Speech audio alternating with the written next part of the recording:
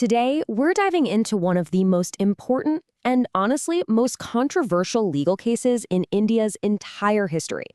This was a moment when the very idea of your fundamental rights was put on trial. This is the story of ADM Jabalpur.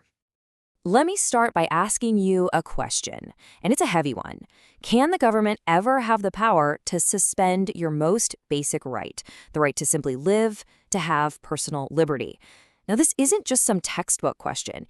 It was the exact terrifying question facing India's Supreme Court back in 1976.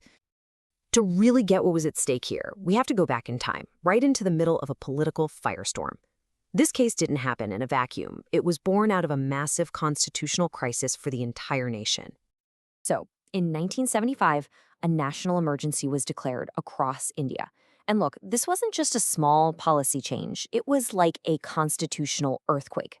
The government was suddenly given these sweeping, extraordinary powers, and rights you'd think were set in stone, like your freedom of speech, were suspended, just like that. Political opponents were arrested and locked up, a lot of them without even a trial. Now, a really critical right that was suspended was something called the writ of habeas corpus. It's a Latin term, but it's fundamental to freedom. Basically, it's your right to challenge your own detention.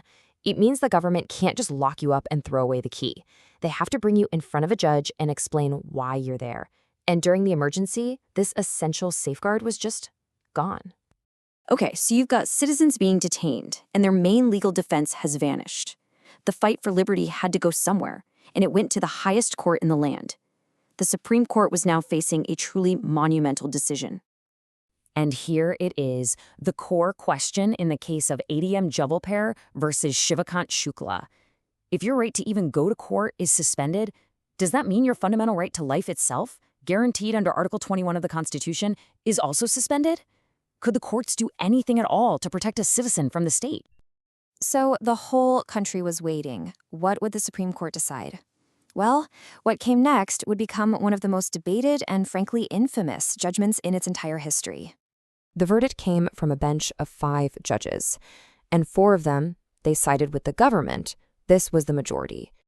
But one judge stood completely alone, in stark opposition to the others. His would be the single, powerful voice of dissent. I mean, you couldn't get 2 more different conclusions. The majority basically said, look, the emergency provisions in the Constitution say the right to approach the court is suspended, so our hands are tied. In their view, during an emergency, your personal liberty was completely in the hands of the government. Simple as that. But the lone dissenter, he said no way. He argued that the right to life is a basic human right that exists even beyond the Constitution. It can't be taken away by any government, emergency or not. And that one dissenting voice, it belonged to Justice H.R. Khanna.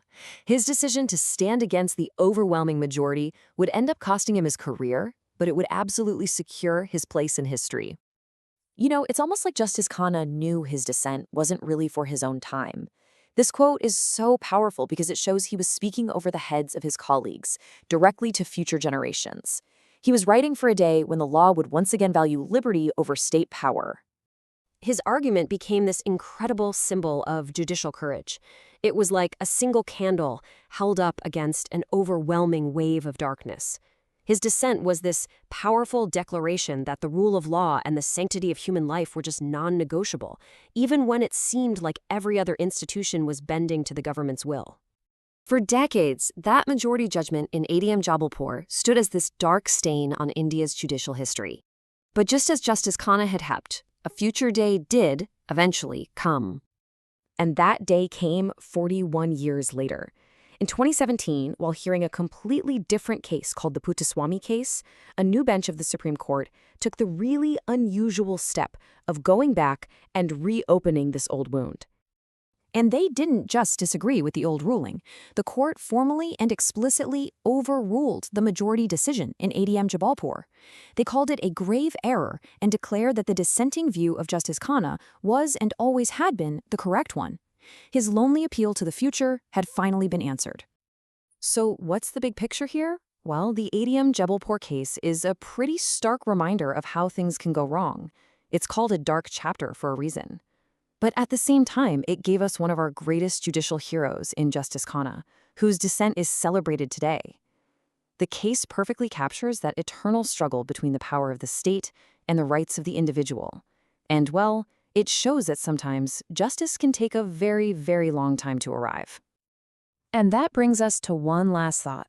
The world of 1976 is long gone, but the core question is more relevant than ever. In our age, with all of its new threats and challenges, where do we, as a society, draw that line between the need for security and the fundamental right to liberty? It's a question the ADM Jabalpur case forces us to keep asking ourselves.